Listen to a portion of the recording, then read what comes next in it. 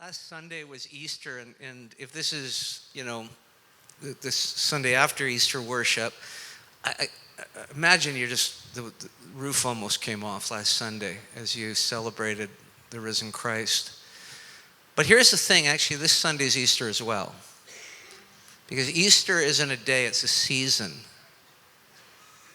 And it's 50 days long. It doesn't end this year until June 8th. And it comes to a close on one of the most climactic, dramatic moments in the church calendar with Pentecost, where the Spirit falls upon the church, gives fire and wind to the church, empowers the church, and it is all flesh. It's men and women. It's all classes of society. It's old people. It's young people.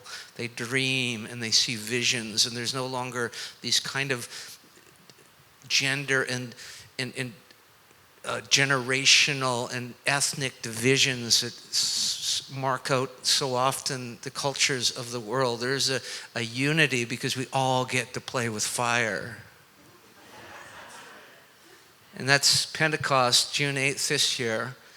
And between now and that day, we are in the season or what's called Eastertide, 50 days. The church in its wisdom decided that the Easter season is going to be the longest season other than ordinary time, which is half a year, and that would take its own commentary to talk about that. But longer than Christmastide, longer than Epiphany, longer than Advent, even longer than Lent that we've just come through, 40 days of Lent. Longer than any of that is Easter, 50 days. 50 days. I'm going to read an Easter text, and I'm going to say a little bit more why we need at least 50 days to celebrate the resurrection. So the passage is Matthew's Gospel, chapter 28, first 10 verses, Matthew 28, 1 through 10. After the Sabbath, at dawn on the first day of the week, Mary Magdalene and the other Mary went to look at the tomb. There was a violent earthquake, for an angel of the Lord came down from heaven and going to the tomb, rolled back the stone and sat on it. His appearance was like lightning and his clothes were white as snow. The guards were so afraid of him that they shook and became like dead men. The angel said to the woman, "Do not be afraid, for I know that you are looking for Jesus, who was crucified. He's not here. He has risen, just as he said. Come and see the place where he lay. Then go quickly and tell his disciples, he is risen from the dead, and he is going ahead of you into Galilee. There you will see him. Now I have told you." So the women hurried away from the tomb, afraid yet filled with joy. And they ran to tell the disciples. Suddenly Jesus met them. "Greetings," he said. I love that. "Hi. Nice to run into you." "Greetings," he said. They came to him, clasped his feet, and worshiped him. And then Jesus said to them, "Do not be afraid. Go and tell my brothers to go to Galilee. There they will see me." 50 days of Easter. The event that changed everything,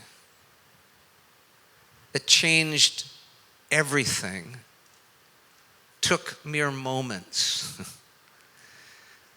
Jesus dead and then Jesus alive, and that angel comes and rolls that stone away like it's a pebble.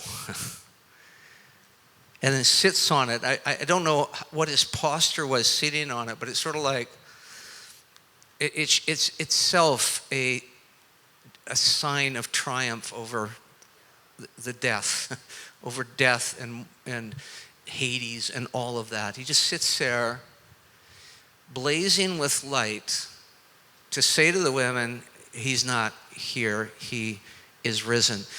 The event that changes everything takes a moment and then takes a lifetime to figure out.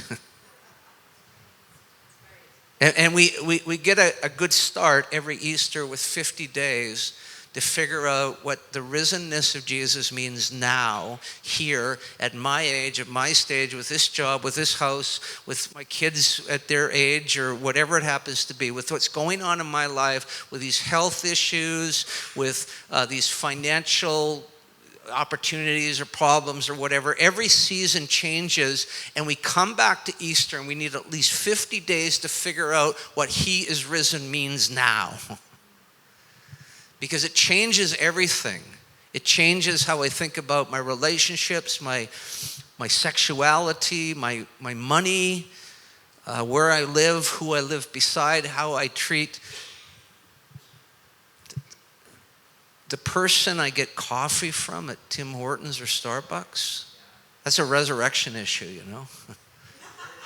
Like how you treat people in your daily life. Like honestly, how you treat the Uber driver is a resurrection issue. You're working out what he is risen means. And let me just say this, is risenness is the number one kind of way of describing Jesus after he comes up from the dead.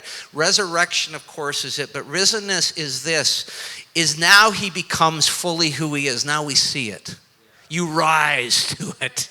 Before our eyes were veiled, or as the Apostle Paul said, before we used to look at Jesus from a worldly point of view. And even in the stories of the gospel, we see the disciples half the time going, huh? Did you know he could do that? There's this kind of, even though they walk with Jesus, they're still confused about who is this. He is risen is not just the good news that he's back to life, but he is now fully present, fully who he is. You get to know him in the fullness of his Godhead and his humanity. And here's the beautiful news, we rise with him. See, our risenness is not just like we got new life. It is certainly that, but it's actually we get to become the person we were always meant to be. Rise! We rise to it. And every day we embrace and come into the presence of the risen Christ. He says, rise. Rise, child, daughter, son.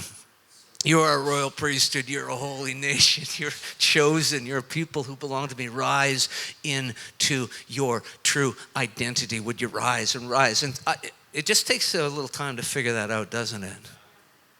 What it means right now in this season. I need at least 50 days to get that right. In this story that I just read, there's two things that not only do I think these women and the disciples that they're going to report to will need 50 days to figure out from now till Pentecost, but I think actually they're going to need the rest of their lives to figure out. I certainly, as I said, 44 years ago I came to faith. Cheryl came to faith, same day. And we're still figuring this out. And both of these things in this story, the women have to hear twice. They have to hear it from an angel, and then they have to hear it from Jesus. So we got major divine authority telling you these are two things about the risenness of Christ and your risenness that are true now, that everything's changed. Two things. The first is be not afraid. The angel says it, and that's quite a thing. You know, there's an angel.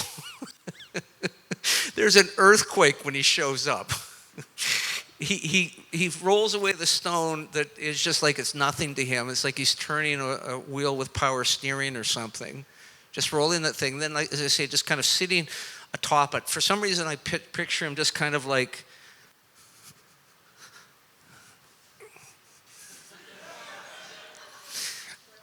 just kind of like, hey, we did that. But he's also blazing like lightning, and his just this intense, blinding whiteness to his clothes. And everything about this scene says, shake with fear, and we'll see in a moment some people do. But his first words, and this is such a gospel theme, is be not afraid.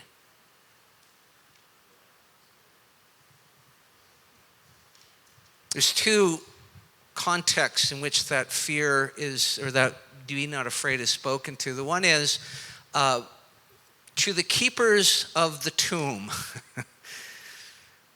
It says that the guards who guarded the tomb actually were so terrified by this sight that they shook with fear and then became as dead men. And here's the thing, is that the resurrection of Jesus, Christ is risen and you are rising with him, is actually terrifying news and ought to be terrifying news to all the merchants of death. Anybody who staked their life on the hope that God doesn't see, God doesn't care, or God isn't even there. Everyone who's exploited the weak, the vulnerable, who's taken advantage of people for their own gain, all the guardians of the tomb ought to be terrified that Jesus is risen. It is not good news for them. And so this be not afraid is a word for not them, because they ought to be afraid. They are afraid and they ought to be afraid. The be not afraid is good news for those, and this is how the women are described. I know you're looking for Jesus. Anybody at any time, including those guards, and we find out later on some of those guards come to faith, anybody who has even the smallest little spark in their heart, the smallest, tiniest little inkling, there's got to be more. This can't be the whole story. This can't be the purpose of life to whatever, just keep making more money or getting bigger stuff, or this can't be it. Please tell me this isn't it. Anybody who's ever had that moment, and most of us in the room, unless you grow up in this beautiful Christian family and you inherited, there's this beautiful family up here and these young boys worshiping their heart out. What blessed, to be growing up in the arms of faith and a faith community. But that wasn't me and that wasn't my wife.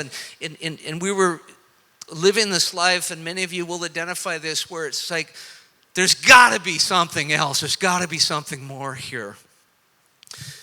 And our hearts, before we even knew what it was, began to look for Jesus. And if you're here this morning, and however you got here doesn't matter, but if there's something in your heart that's looking for Jesus, then there's very, very good news. The risen Jesus is here, and he says this to you: be not afraid. Be not afraid. And I love the phrasing. That's the actual phrasing. The NAV says, do not be afraid, but it's actually be not afraid. The emphasis is on the be. You'll feel fear. Who doesn't feel fear? That's just a natural human reaction to things and response to things. What it means is you are not a slave to fear. It does not define you. It is not who you are. You are not stuck. Guess what? The door is unlocked. You can walk out anytime you want. You have the power of the Holy Spirit in you. The risen Christ lives in you. Be not afraid. If you're even just a little tiny part of you is looking for Jesus, the women who come into New Story, they have these shattering backstories. And many times they're just, if they believe in God at all, they're just so angry. But a part of them is looking for Jesus. And you saw the pictures. When they meet him, it is something else. Be not afraid. Now, here's the interesting thing. The guardians of the tomb, the merchants of death, they shake with fear. They fall dead. It says of the women, they were afraid but filled with joy. I always think this is a definition of discipleship. I mean, here's the thing. Here's the truth about the risen Christ. Your life's not your own anymore. Right? Like when you actually turn your life over to Jesus, and by the way, let me say this. If Jesus is in your life but over there on the side, boring and also more complicated than you ever could imagine. Like trying to maintain a kind of a relationship with Jesus just over there. Put him at the center. Like, just let your whole life be wrapped around and consumed and beneath. And here's the thing, though, your life's not your own. So he can show up to people in their 60s and say to them, hey, I've got a plan for your life. You're now going to live with indigenous women who are coming out of meth and heroin addictions, and you don't know anything about that. And you're going to live with them, and you're going to go on a journey with them. Like, be afraid, but filled with joy. Because here's the thing about Jesus. He's an adventurer. He's wild, you know. He's not safe. He's good, but he's wild, you know. And if you are following Jesus, he can say at any time, now we're doing this. Be afraid, but filled with joy. And I think one of the reasons, by the way, Jesus talks to the women first. He doesn't actually go to the guys he's been hanging out with 3 years. He leaves them back in wherever the house, and he says to the women, you go, I'm going to reveal my resurrection to you. I'm going to tell you I'm alive, and you just go tell the boys. And I think one of the reasons Jesus does that is that men will often get some news like that and try to turn it into a sales campaign, where women will think, oh my goodness, my whole life now has been turned upside down and inside out, and I actually have to make this the center of my being. And that's what thank you, all the beautiful, faithful women, because men want to compartmentalize and women integrate. You make it the heart of who you are. And I've learned so much from my wife, Cheryl, from you, Jenny. I bet you've learned a lot from Jenny, Jake, about, that's what you're supposed to do with the good news. I was just putting my next sermon together. And you're supposed to live the thing. So be not afraid, or be afraid, because he can do anything, and he'll mess with you. But so filled with joy, because it's not going to be dull and boring. And your version of your best life is stupid. You know that, right? Like, it's just dumb. Like, just forget it. Just go with his. Okay, so that's the first thing. It's going to take me at least 50 days this year, 50 days next year, to figure out his risenness and my risenness is got a watchword over it. Be not afraid, or if you are, just filled with joy, because strap in, boy, we're going places. Second thing that is taking me a lifetime, every season I have to figure it out again. I have to actually remind myself of this every single day. The angel says, and then Jesus says it again,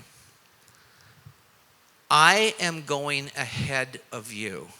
And you meet me there and you'll see me there. I was walking from the Regency, the Best Western. I was walking a large portion, and then Cheryl comes and picks me up this morning. And I try to go for a walk every time before I speak, not so much to memorize or anything what I'm going to say, but to try to sort of get into the presence of God. And what I was being reminded of by the Spirit as I walked is, Mark, I've already gone ahead of you. I'm already there. You got to want to see me. If you're looking for me, you'll find me. But if you want to see me, I'm up there. I'm up there. Everywhere you go, there he is. Here's the thing. We have the phrase often in our culture, everywhere I go, there I am. Which means you can change circumstances, you can change location, you can change spouses, you can get a new car, whatever, you can get a new house, but you're stuck with you. Your craziness, you can't escape your own craziness. You're stuck with you. Everywhere I go, there I am. Here's the good news of the risen Christ. Everywhere you go, there he is. Everywhere you go, there he is. And here, Jesus says, the first place I'm going, tell the boys, the first place I'm going, all of you go out there, you want to see me, is Galilee. Well, what is Galilee? It's a place they came from.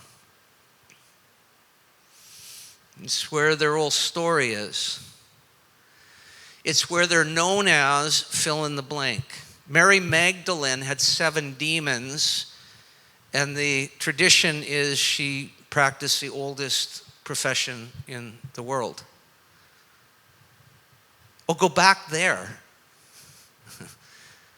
Peter was an angry, impulsive fisherman.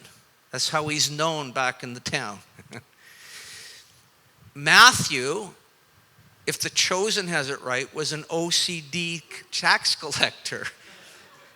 It's the place where you have a reputation. And here's the thing, all of us have a Galilee. All of us have that place where it's very easy to lapse back when you go back to the family or whatever it happens to be, the town where you grew up or wherever it is, where they know you as, and it's very easy to just sort of slide back into that pattern. If nothing else, in the way we see ourselves and think about ourselves, sometimes even in our behavior. All the women that we graduated on Tuesday have all gone back to communities where they're known as. And actually, I preached a 5-minute version of this to them on Tuesday. That everywhere you go, there he is. And he's gone ahead of you. And all you have to do is just keep looking for Jesus and you will see him. You'll see him. And what he's doing there in Galilee and every other place, but especially in Galilee, what he's doing there is first and foremost to basically sing over you the song we sang this morning, I've been changed from the inside. I'm not that person anymore. I'm not that person anymore. And he's going to testify, the Spirit will first testify with your spirit that you're a child of God. He's going to keep calling you daughter. He's going to keep calling you son. Everywhere you go, but especially when you go back to Galilee, and there's so much pressure to go back to old ways of thinking and maybe old ways of being. He's going to be there and he's going to say, but you're not that anymore. You're not that anymore. And I've gone ahead of you. And you'll see me there. And then, as we live into that new story, I'm not that person anymore, other people will start to see it. They'll see it. I was saying at the worship conference this weekend in 1 Peter 2, 9 and 10, where it says you're a chosen people, a royal priesthood, a holy nation, a people belonging to God, or in the King James, you're a peculiar people. And the original language means people will not be able to make head or tail of you unless they factor God into the equation. But first, Jesus wants to testify with your spirit, your mind. I've gone ahead of you into Galilee. Be not afraid. I'm a big fan of Lord of the Rings and read it back when in the 70s. My dad came home from a road trip and he had these 3 paperbacks. Never heard of this thing, Lord of the Rings, read it, devoured it. So excited. 25 years ago, the movies came out. But one of my favorite scenes is in the 3rd movie, and it's near the end where this group of people, it's like a church. They're made up of dwarves and elves and hobbits and humans, and they would all hate each other except they have a common cause. And so something bigger has united them. And there's a scene where they're going up against the greatest power of evil that sort of that existed in Middle Earth. They're going up against Mordor and the Dark Lord and all that sort of stuff. And they're having this big debate about, do we have the resources? We're small, they're big. Can we go up against the very gates of hell, so to speak, and defy that and win? And basically, it's sort of going, no, I don't think we can do it. I don't think we have the capacity. And Gimli, the little dwarf, big beard, little dwarf like him. He stands up to his full 4'2" height, stature, and he sums up and then basically gives a marching order to all this debate going on. He stands up and he says, "Huh! So we're vastly outnumbered. 0 chance of success. Certainty of death. Well, what are we waiting for?" Church, New Hope City Church, Church of the Risen Christ. We are not vastly outnumbered, but he who is in us is so much greater than he who is in the world. There's not 0 chance of success, but in Christ we are more than conquerors. And there is no certainty of death because he is a resurrection of the life. And even if we die, yet shall we live. He has gone ahead of us. Be not afraid. What are we waiting for? God bless you.